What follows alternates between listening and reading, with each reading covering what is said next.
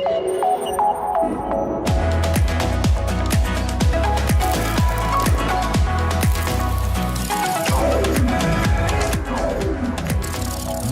is NAB Show Live. Welcome back, everyone. I'm Brian Seth Hurst. This is part 2 of trying to explain virtual reality, augmented reality, all of the realities. We're coming to you, this is NAB Show Live, produced by Broadcast Beat, and we're coming to you from the glorious grand lobby of the Central Hall, and my guests for this segment are Ed Lance from Vortex Immersion, Joanna Popper from HP, John Canning from Digital Domain, and Josephine Muniz from the AR/VR Association. Correct. So the best part about this is I actually get to talk to my friends. I actually get to know what each of these people are doing. Part of my responsibility at my job is to know what each of these people are doing. So, the title of this is Realities Explained. There's so much confusion going on in the marketplace.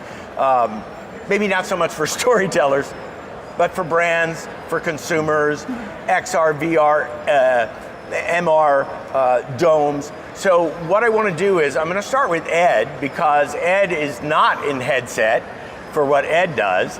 Then we're going to go to Joanna, who has the new HP Pixel headset. That's a game changer. Then we're going to go to John Canning from Digital Domain, who literally has to know what tools are at his disposal and what will suit the customer best. And then we're going to go to Josephine for what the industry thinks and how they organize themselves around all of these realities. Right. Ed, tell us about Vortex Immersion and Domes. Oh, we have a video for you. Oh. Yes. Do we? Said stand by, doesn't have it yet, but the great thing is I got the video without sound so you can talk, and he'll just run it. So tell us a little bit about Vortex Immersion. Well, not to add to the confusion, Brian, but what we do is technically called spatial augmented reality. It's where we project pixels around you, so you don't have to wear glasses or goggles. And this is really best suited for location-based entertainment, out of home, large groups. Although you can project it in your home too, if you want to buy a dome or project on the walls. But and we do events in domes up to 200 feet in diameter, 2,500 people. And we're building a 2,500 seat theater in Phoenix. So that's part of a domeplex, so there'll be smaller domes as well. So the content requirements for Dome, you just can't take a piece of content that's made in virtual reality and up-convert it and have it look great. Well, it practically is plug and play. If you produce insufficient resolution, although you do need to decide which half of the sphere to use, so you're cropping out the spherical image and using a hemisphere. So sometimes you have to rotate the area of interest around, and we generally seat unidirectional, so everyone's facing the same direction, so the action is moving around you like that, rather than like that. So here's your video playing, Ed. Oh, right on. So this lets us know a little bit about Vortex Immersion. I actually had the opportunity to attend a Childish Gambino concert, thanks to you, in the middle of the desert, which was a trip. For more reason than one. Yes, which was watching so much going on around you and the integration of a live performance and what was going on in the dome. I can't understand why that's not going to be like normal for every concert. It could well be, Brian. And what's cool is the Pharos Dome. Those shows are VJ'd live off of originally off of dual Unity server. Now after off of five Unreal servers. That we then take those sides of the cube, and stitch them to a fisheye and then split it out differently to the projectors. So yesterday, just briefly, we were talking with Pete Luday about light field technology and the new standards that they're trying to establish for that. Is it possible that light field and dome projection will come together and give you like as much of a holodeck experience as you could have up to right now? Hey, I'll take it if they're selling it, for sure. I mean, You're so discriminatory. For capture, for sure. Light field is has some great advantages for capture, and for projection or display, it's a little more challenging. Like the Sphere Dome that Madison Square Gardens is building here in Vegas. Yep. They broke ground. That's 18,000 seats, and it's an LED screen.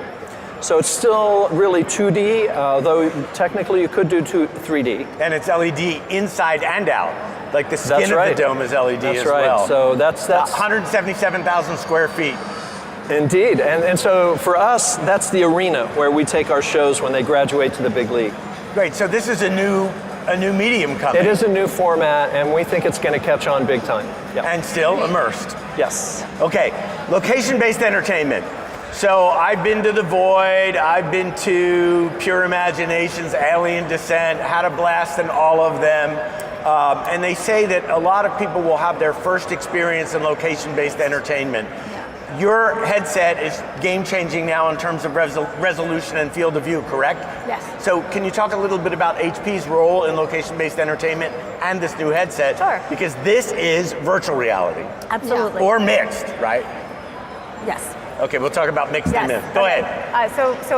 Most people know HP. The company's been, this is our 80th anniversary. We were founded in a garage. You don't look a day, no, go ahead. Thank you so much, thank you so much.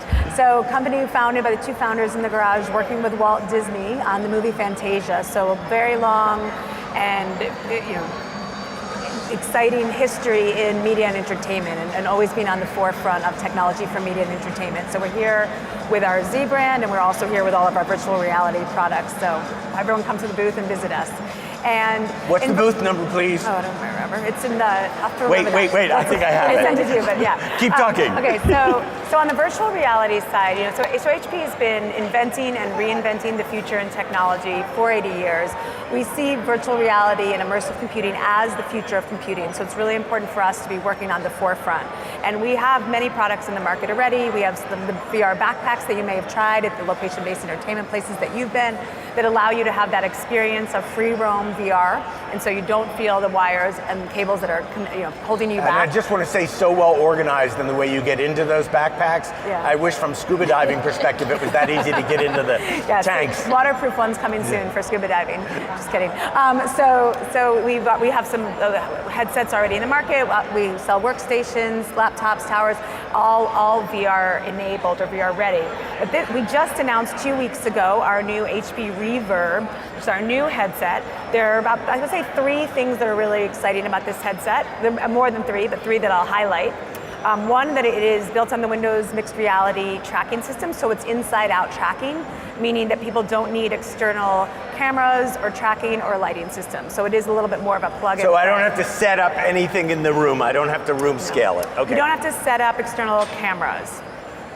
You do have to do a tiny bit of room prep if you want to do multiplayer, but if you're doing single player, it's really just plug into the computer. So that's one thing that's exciting. And it's tethered to the computer.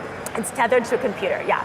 So it's easier in terms of the usability and the setup. In terms of resolution, which you mentioned, it is 2160 by 2160 per eye. That's about 2x our previous headset and 2x most of the other headsets in the general price range in the market. And it is very comfortable. It's very lightweight. It's only 1.1 pounds, and a lot of the weight gets taken on the back of your head. That looks like an innovation that you don't see in the others. Yeah. So you don't feel as much of the weight on the front. It doesn't pull you forward. And if you do have a ponytail, like Brian, you could also put your ponytail through the back, which makes it easy and comfortable for many people. So we're really excited about it. We'll be selling them. They'll be shipping starting late April, which is really soon. US price is $649 for the enterprise or commercial version. And we see that this will get picked up by location-based entertainment in a big way, lots and lots of interest, as well as other virtual reality partners in the area of architecture, engineering, construction, higher ed, product development, healthcare, and enterprise training. So we're really, really excited about it, and we're just starting off in VR, so a lot more coming from us. That's great. Cool. That's great. Thank you. Thank you. So John, in the interest of full disclosure, John and I are working together on a project yet again. But John, you and I, part of the challenge was when we started to work on the project, what was it going to be? What were our choices in terms of technologies to choose? Was it going to be interactive? Was it going to be mixed reality? Was it going to be turning out what we're doing is live field technology for capture? But all of these different things that you have to explain to clients, I'm going to put it on you and you to explain first VR, then MR, then AR. So you got VR and MR, John. Go. 30 seconds or less. I mean, if I take a step back for a second and think about it, if I start looking at what we do as content creators, I start looking at creating visual effects for any screen. Then I start talking about how do we create a story. So when we started our project together, we said, what are we trying to achieve? And then we backfill into what are we going to use to do that with? What's the right device? What's the right medium? And it's more about what we're trying to achieve from a consumer standpoint or the viewer standpoint, and then less about the technology. Then we dive into the technology, how to best serve that. And so for me, the AR to VR is more of a continuum. It's about opacity. It's see-through world here, complete occlusion over here. Okay, so AR is the see-through world. For people who don't know That's right, AR is the see-through world, and then you move that opacity slider to complete occlusion, which is a VR headset, which in some cases is exactly what I want to do for someone. If I'm putting somebody in a training simulation and I want them to be completely immersed in that environment, I don't want the real world to bleed through that. But if I'm in a situation where I need situational awareness and information overlay, then I may be back on this slider over here. So as we looked at our project, we were looking at, we want to transport somebody, put them completely in an environment to be right there. And so we think about VR. Then we just start saying, I mean, the big tough part, I think for all of us, is we're trying to plan a project 6 months out.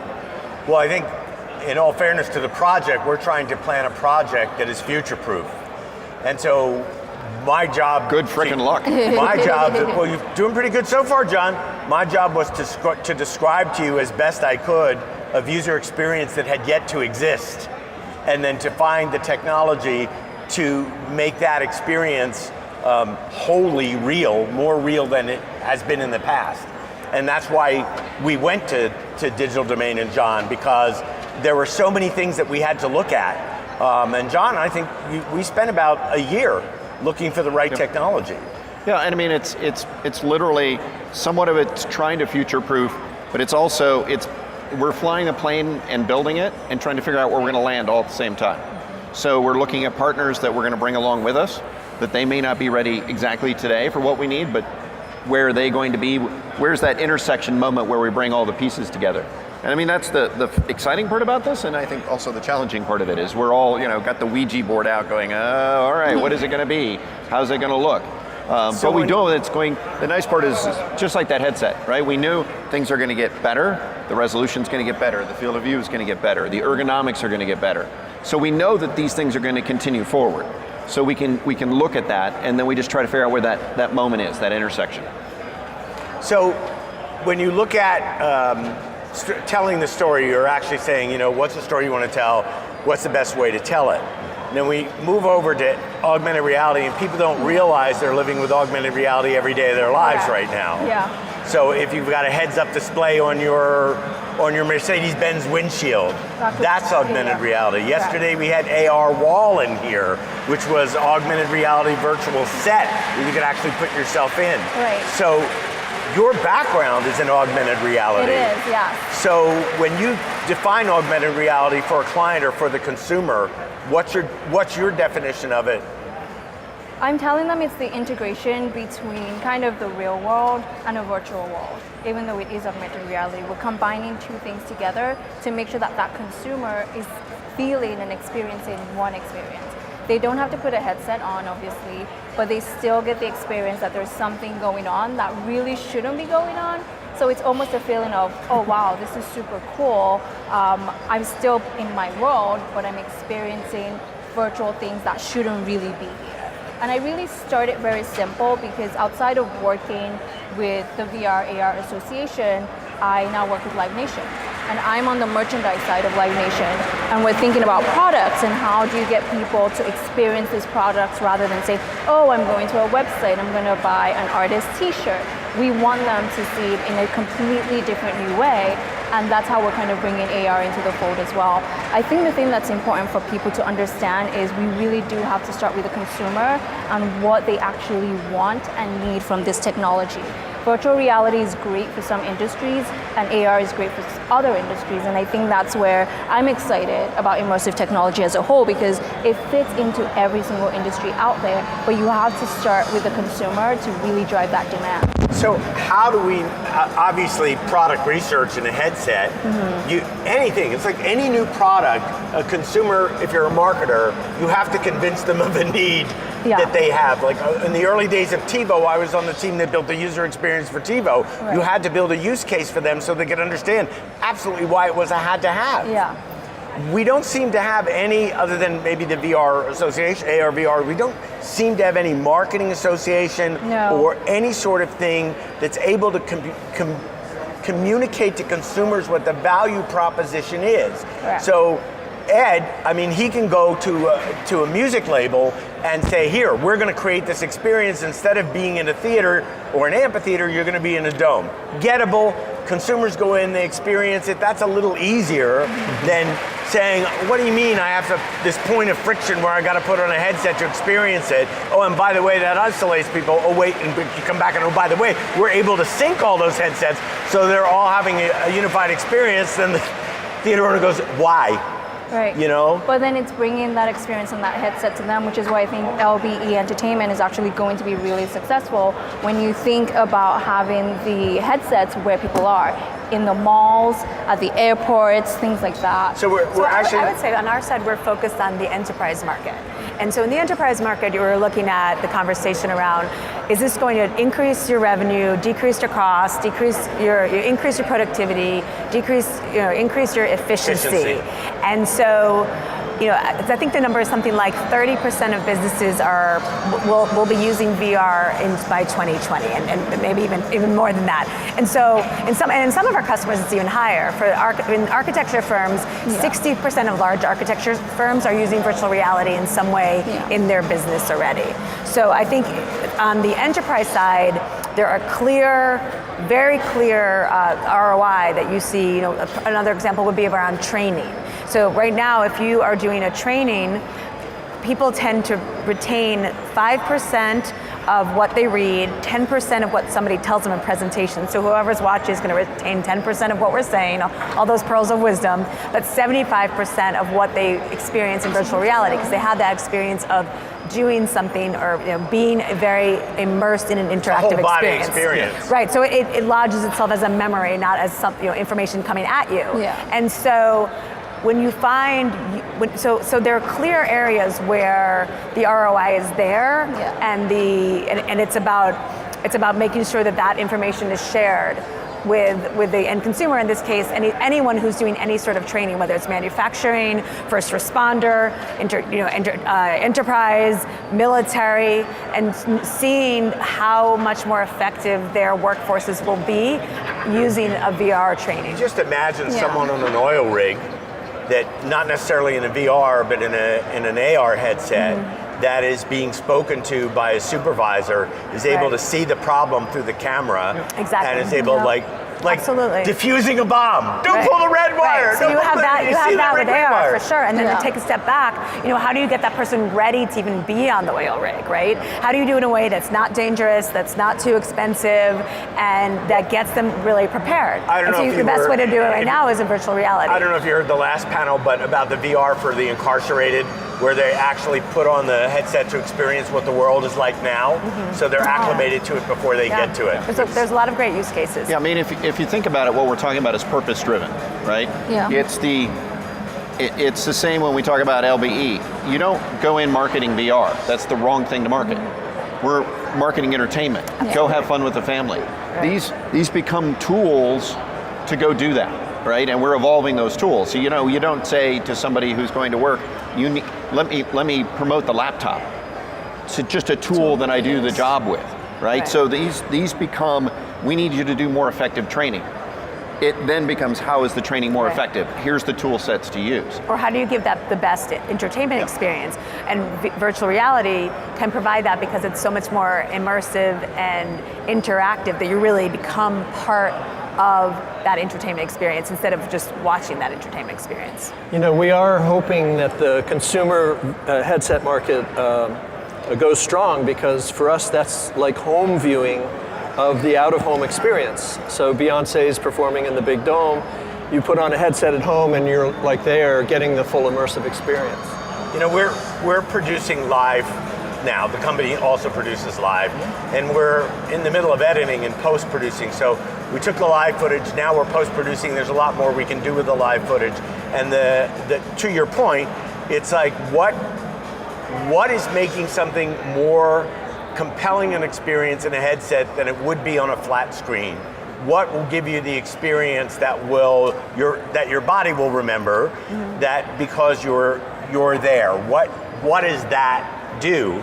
And in terms of, and John and I have had this discussion in terms of sports and esports and spectator sports, the difference. And so creating those user experiences, we're all doing that and raising the bar, and yet we still get to getting back to consumer and entertainment right now, we still come up to this line where it's like, and now we've got this and we have to explain it. Yes, it is something that has to be done, unfortunately, it's time, because it's new technology that a lot of people, even though we talk about it a lot within our industry, it's not really shared externally with other industries. So when I'm talking to people in the music industry, surprisingly, a lot of people don't even know what augmented reality is, and I have to go in and kind of explain the process of mobile AR versus web AR and things like that. So there is an education that we're still working through, and that we still need to understand that we have to do regardless. And I think it's easier when it comes to virtual reality, honestly, because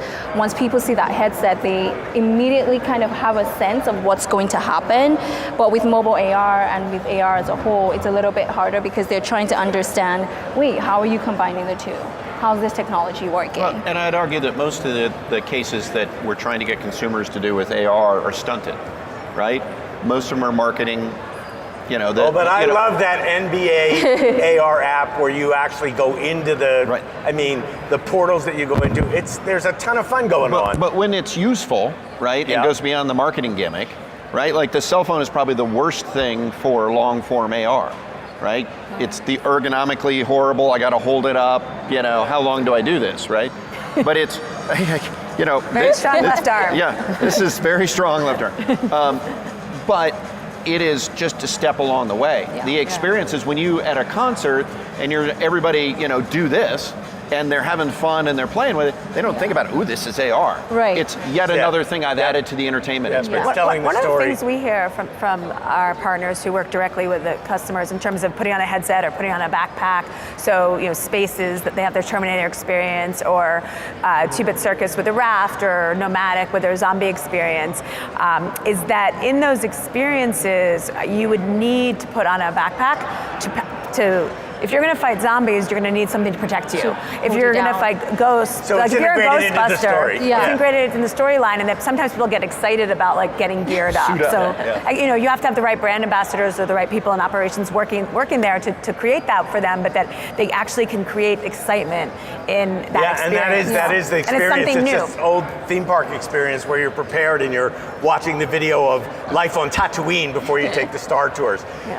We are out of time, and there is so much more to discuss. Ed, Joanna, John, Josephine, thank you so much, first of all, for leading, being in the business, leading innovation, and being able to explain it. And thank you for being here today. You're watching NAB Show live from the Las Vegas Convention Center, and we'll be back with more in a moment.